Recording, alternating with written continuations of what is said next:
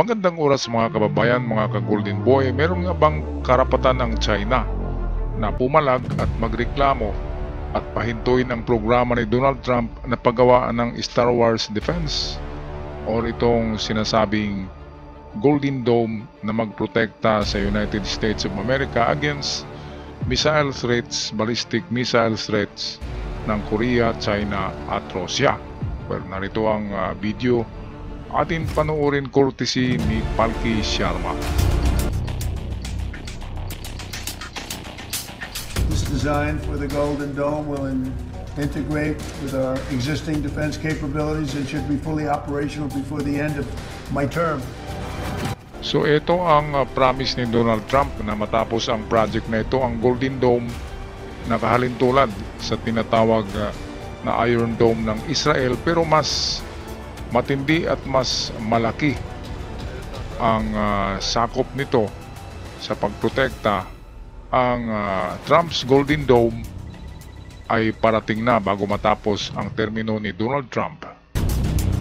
At narito ang ulat galing mismo sa ating kaibigang Palki Sharma.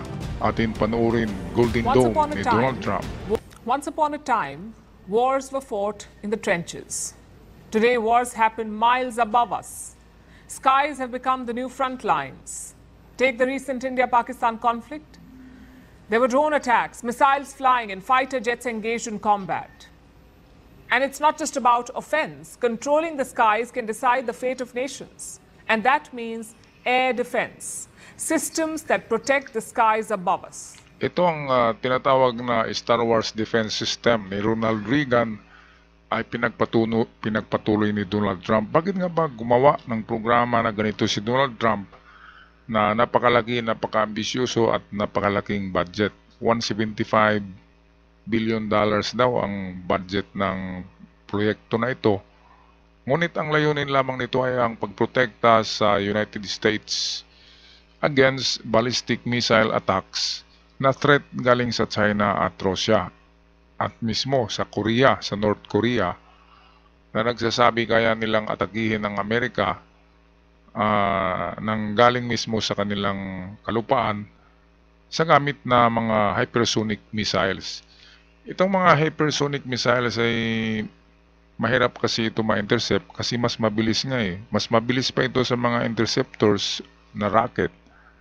Kaya mahirapan ang Amerika kapag gagamitin na ng China o Russia ang mga ganitong hypersonic missiles. Kaya nagkaroon ng ideya si Donald Trump na bago magtapos ang kanyang administrasyon ay maprotektahan niya ang Amerika against the threats. Kasi alam naman natin na ang target talaga ng China ay sila yung magiging superpower, number 1 superpower in the world. At ganoon din ang Russia, merong merong kompetisyon. Kaya sino ba naman ang hindi gagawa ng tinatawag na Golden Dome? Ang Pilipinas nga ay gusto pero hindi nga kaya ng Pilipinas ang budget.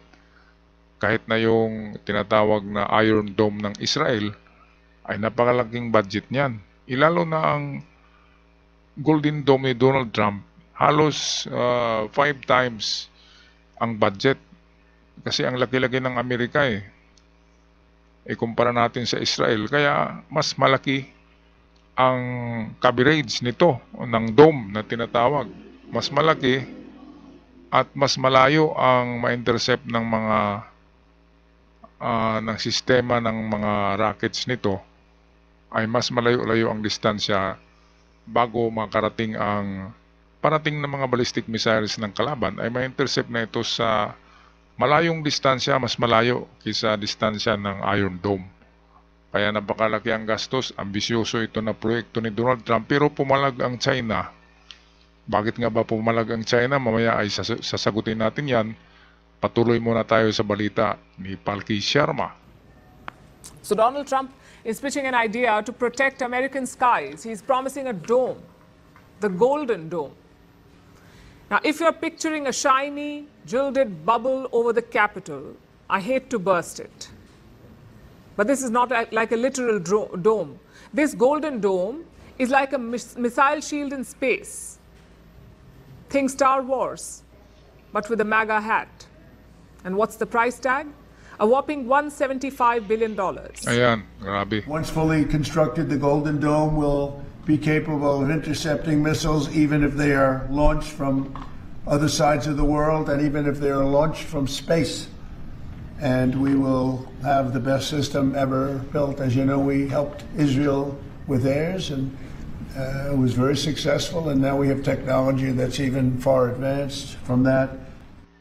Ayan, so very far advanced ito na technology kumpara sa Iron Dome ng Israel. Kasi kahit saan bahagi ng mundo maglunsad ng pag-atake ang mga kalaban, ay ma-detect ito at ma-intercept kagad ng tinatawag na Golden Dome. Ang Golden Dome ay dalawa ang kanyang pinanggalingan ng depensa. Una ay sa ground, sa kalupaan ng Amerika, katulad ng Iron Dome. Ang pangalawa ay sa space, sa kalawakan.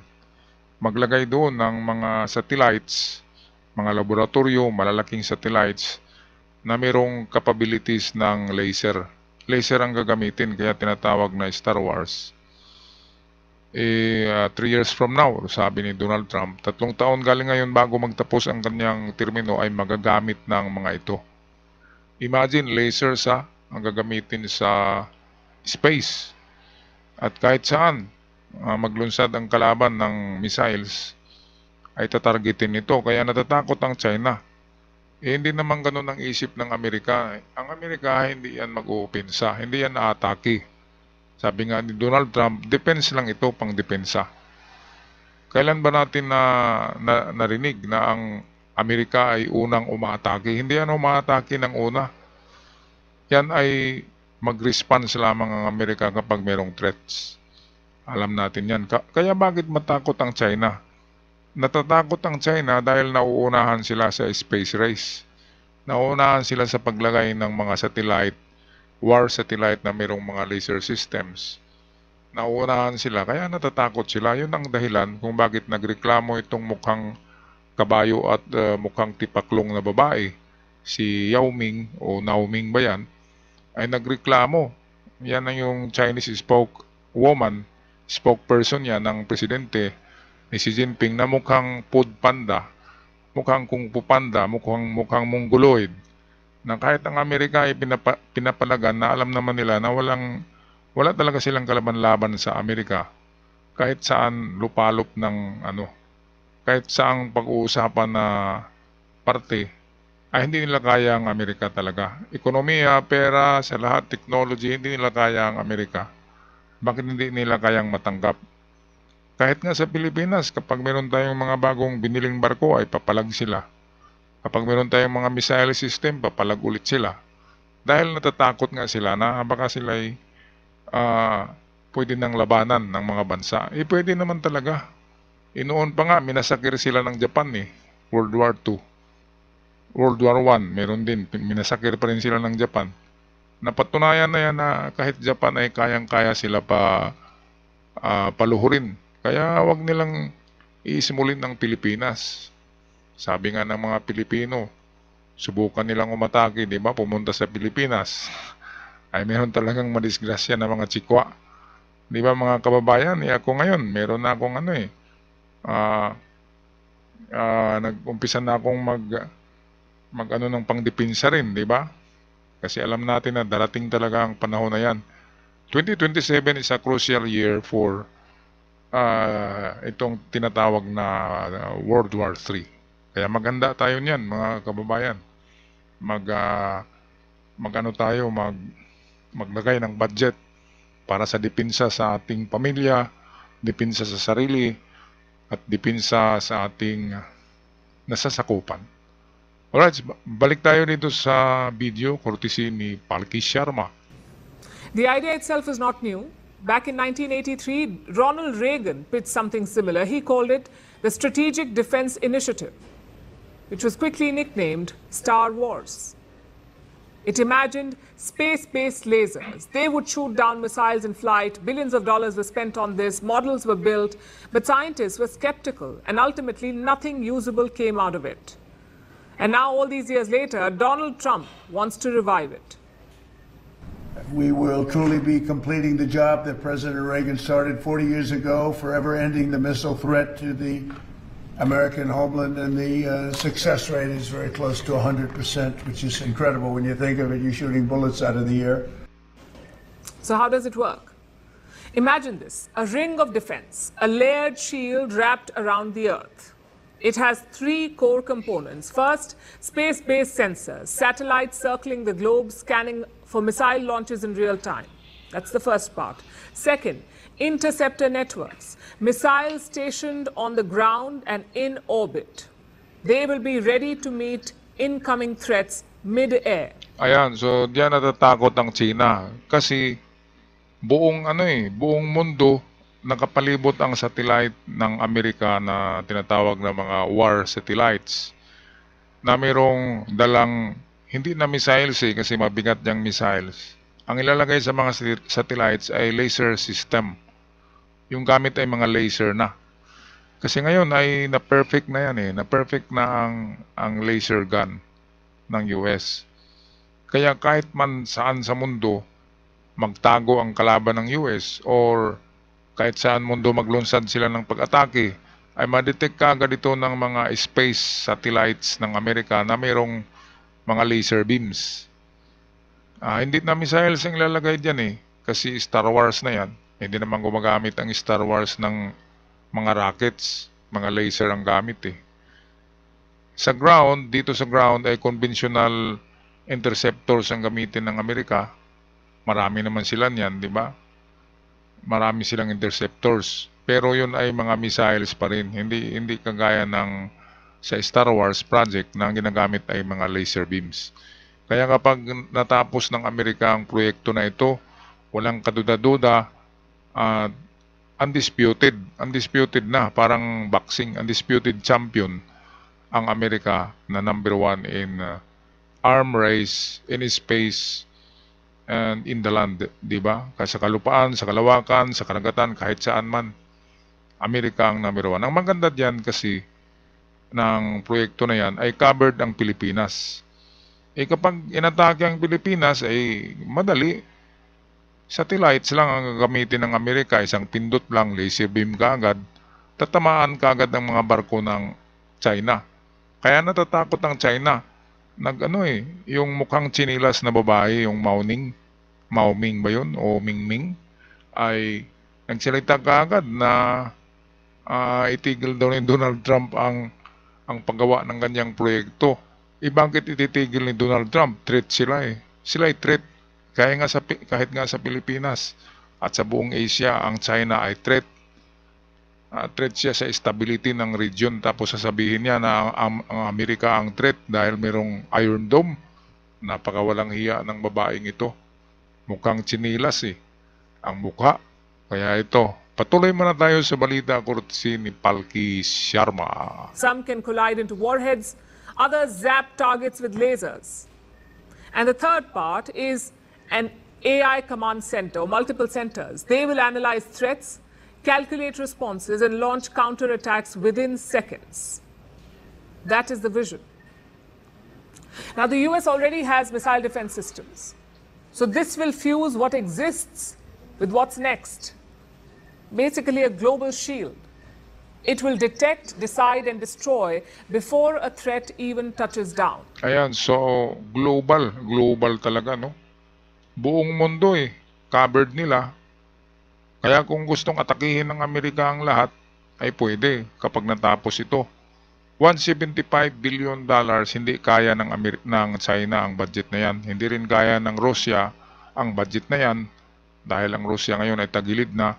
Ang China ay ganun din, economic crisis dahil sa tariff war pa lang talo na sila ng Amerika Kaya wag magmalaki, mga mukhang chinilas, mukhang food panda, mukhang kung fu panda, di ba? Na mga inchik, ay wag magmalaki dahil walang binatbat sa Amerika. At ang maganda sa atin, ang Amerika ay nagprotekta sa atin, sinasabing ironclad protection. Ngayon ay Golden Dome protection na ito. Kaya wag tayong matakot sa pananakot dyan ng China dahil sa tamang-tama talaga 2027, 2028 kung mag-umpisa ang World War III ay tapos na ang Iron Dome ng Amerika. Tinatawag na ito na Star Wars project ni Donald Trump. galing talaga ni Donald Trump. Kudos kay Donald Trump. Alright, so ito, Pete Hegseth, Defense Secretary, ito, pakinggan natin sandali. Right here, the Golden Dome for America is game changer. It's a generational investment in the security of America and Americans. Ayan, so para nga sa security ng Amerika at ng Americans. So narito na finally ang mukhang tsinelas na sinasabi ko na babae. Pakinggan natin itong Mao Ming-ming ng China. 所谓的金色穹顶计划旨在构建不受任何约束的全球性、多层次、多领域导弹防御系统。该计划公然提出大幅增加外空作战手段，包括研发、部署轨道拦截系统，具有浓厚的进攻性色彩，违反外空条约倡导的和平利用原则。 Ito ang sinasabi niya dito, dahil hindi yan maintindihan, ay sabi niya na itigil na ng Amerika ang paggawa ng Golden Dome dahil sa ito'y nakapag-cause ng instability in the region. Delikado daw sa region ang ginawa. Bakit delikado? Delikado sa kanila dahil gusto nilang anuhin ng Amerika, di ba? Gusto nilang girahin sa tulong ng Russia at North Korea kasi hindi kaya ng China na mag-isa. Pero kapag halimbawa natalo ng China ang Amerika, ay nariyan ang Russia, hindi pwedeng China ang mag-aari. Kaya atakihin naman ng Russia ang China. At ang Russia ang manalo diyan sa katapusan. Kung ganyan ang mangyari. Pero hindi mangyari yan dahil far advance, 2 steps ahead ang Amerika sa mga galaw ng China at Russia. Yung isang taga North Korea na mukhang teddy bear na supot, ay walang kwenta yon kasi yung barko nga nila na tinesting ngayon na destroyer lumubog eh. Lumubog yung bagong destroyer ni Kim Jong-un. Kaya diyan pa lamang napakapalpakis ng teddy bear na yan. Mukhang teddy bear eh. Kaya itong mga mukhang teddy bear na ito, ang Russia lang naman diyan ang hindi mukhang teddy bear, pero North Korea at China ay magkasin talaga yan. Magpinsan yan, mukhang mga panda. Ayan, so Mao Ning ay nagsasabi na i-stop ng Amerika ang programa. Bakit naman i-stop yan ng Amerika? Sila, imbento sila ng mga hypersonic missiles para daw aabot sa Amerika. Kaya nga gumawa ang Amerika ng shield na tinatawag na Golden Dome dahil sa threat na yan ng Russia at China. Noon pa yan ng mga threat ng North Korea, mga ballistic missiles. Kaya hindi kasalanan ng Amerika, kasalanan ng China, Russia at North Korea kung bakit nagtitreat sila sa Amerika sa pag-aatake gamit ang mga destructive na mga nuclear warhead na mga ballistic missiles na kanilang naimbento. Ngayon, kung matapos itong Golden Dome, baka babalik sa kanila yung mga ballistic missiles na yan. At doon mismo sasabog sa puwitan ni Kim Jong-un, sa puwitan ng Food Panda na yan, na kung pupanda na si Jinping, at doon din sa puwitan ni Putin sasabog, babalik sa kanila yung mga hypersonic missiles na pinagmalaki nila. Dahil ang mga yan ay tinatawag yan na renaissance pa, na mga technology, dark ages, kumpara sa technology ng Amerika. Okay, tapusin natin ang video. 将加剧外空战场化和军备竞赛风险，动摇国际安全与军控体系。 In the campaign, I promised the American people that I would build a cutting-edge missile defense shield to protect our homeland from the threat of foreign missile attack. And that's what we're doing. Today, I'm pleased to announce that we have officially selected an architecture for this state-of-the-art system that will deploy next-generation technologies across the land, sea, and space, including space-based sensors and interceptors. So ayan mga kababayan, hindi yan ginawa ni Donald Trump para lamang umatake o abusuhin ang kanyang kapangyarihan as number one in a global power, di ba? Ginawa lang yan para idepensa ang Amerika dahil sa walang katapusang threat ng North Korea, ng China at ng Russia. Kaya hindi ito masama para sa akin. Kasi alam naman natin na hindi talaga umaatake ang Amerika na nangunguna. Sila ay nagdidepensa lamang at malaking tulong sa Pilipinas pagdating sa ganyang World War III ay matulungan tayo ng Amerika. Isang pindot lang. AI na ang mag-decide niyan eh. Ang AI ay meron sariling pag-iisip yan ng mga computer at mas matalino pa sa tao. Kaya very accurate ang mga weapon system na ito. Star Wars using state-of-the-art iron beam or ito tinatawag na laser beam na ilalagay sa mga outer space satellites, at sa ground naman ay naroon yung conventional na mga rocket interceptors ng Amerika. Yan yung tinatawag na the Golden Dome Defense of America na matatapos 3 taon galing ngayon. So 2025 ay 2028, tamang-tama matatapos din ang termino ni PBBM, ay meron ng Golden Dome ang Amerika na makatulong din sa Pilipinas. Kaya sana ay matuloy ito na proyekto ni Donald Trump, mga kababayan.